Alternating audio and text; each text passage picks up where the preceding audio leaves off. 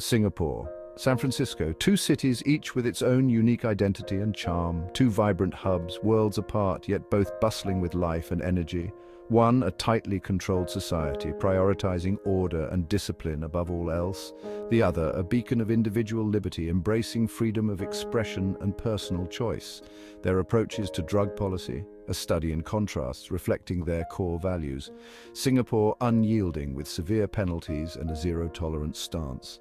San Francisco, compassionate, focused on rehabilitation and harm reduction. This is a tale of two cities grappling with the complex interplay of freedom and control, each navigating its own path. Singapore believes in safeguarding its future by shielding its citizens from the perils of drugs, maintaining strict oversight. San Francisco, in its pursuit of individual liberties, takes a more permissive stance, offering support and resources. This divergence in philosophy has far-reaching consequences, shaping the very fabric of these cities, impacting education, professional trajectories, and societal well-being in profound ways. The question becomes, which path leads to a brighter future? The answer may lie in the balance between freedom and control.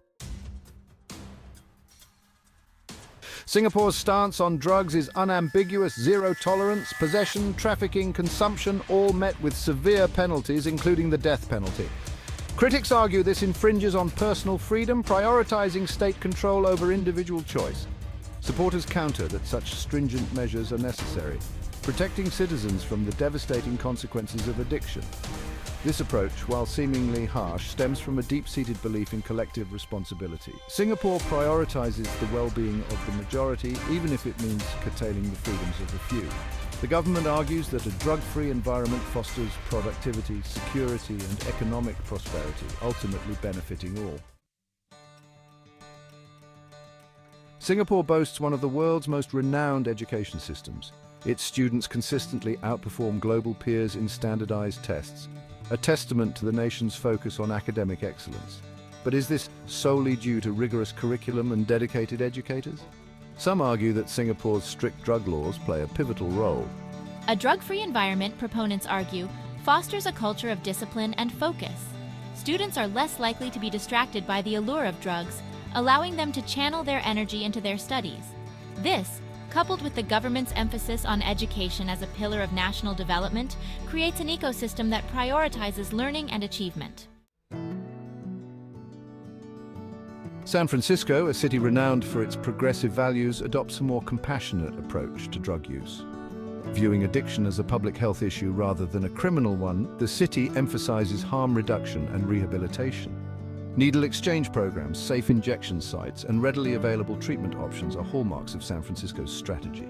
This approach, rooted in the belief that individuals should have the autonomy to make their own choices, even if detrimental, has garnered both praise and criticism. Advocates applaud the city's commitment to compassion and harm reduction. Critics argue that such leniency exacerbates drug use, sending a message of tacit acceptance. Section 5. The Shadow of Freedom, San Francisco's Struggles.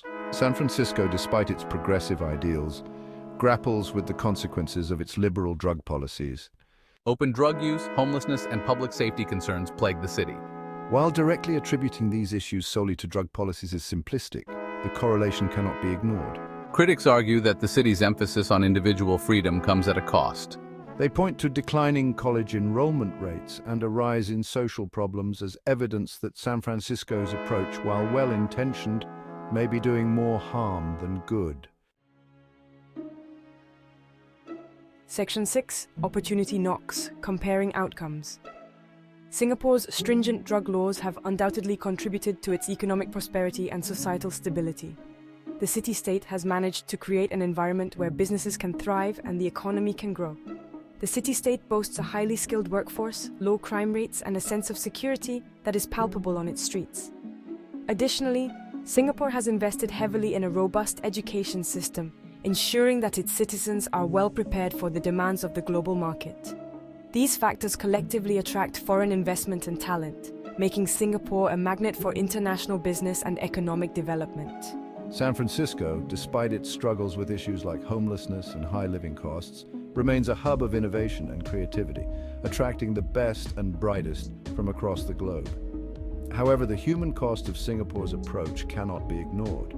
The strict enforcement of laws comes with its own set of challenges. The lack of individual liberties and the harsh penalties for drug offences raise concerns about human rights and social justice, sparking debates both locally and internationally. San Francisco's challenges, while significant, are not insurmountable. The city continues to search for solutions to its urban issues. The city's spirit of innovation and its commitment to social justice offer hope for finding solutions that balance individual freedom with societal well-being, aiming to create a more inclusive and equitable future for all its residents. Section 7. The delicate balance: freedom versus responsibility. The contrasting approaches of Singapore and San Francisco highlight the perennial debate. How do we strike a balance between individual freedom and societal responsibility? Can a society truly flourish when it prioritizes one over the other? Or is there a middle ground, a path that respects individual liberties while safeguarding the collective good? Singapore's model suggests that strict control, while effective in the short term, may come at the expense of individual liberties. San Francisco's struggles demonstrate that unfettered freedom without a corresponding sense of responsibility can lead to societal decay. The key, it seems, lies in finding a balance. Section 8. A global perspective: lessons to be learned. The divergent paths of Singapore and San Francisco offer valuable lessons for the world. As nations grapple with the complex issue of drug policy, they can learn from both the successes and failures of these two cities. Singapore's experience highlights the importance of a holistic approach, combining stringent law enforcement with robust education and social support systems.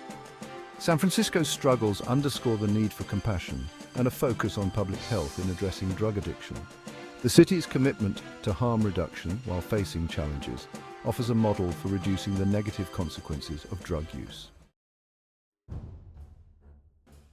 Section 9. Finding the middle ground: a path forward. The Singapore-San Francisco dichotomy presents a false choice. It suggests that we must choose between two extremes, but this is a misleading notion. The answer lies not in choosing one over the other, but in forging a new path, one that blends the best of both worlds. This path is about integration and balance. A path that recognizes the importance of individual freedom while acknowledging the need for collective responsibility. It's about finding harmony between personal liberties and social obligations. This new path requires a nuanced approach that combines effective law enforcement with compassionate rehabilitation, ensuring safety while promoting recovery. Robust education with accessible healthcare, providing the foundation for a healthy and informed society. And individual liberties with a strong sense of civic duty. It is about empowering citizens to take an active role in their communities. It is a path that acknowledges the complexity of the drug issue, recognizing that there are no easy answers, only difficult choices. But through collaboration and understanding, we can find a way forward.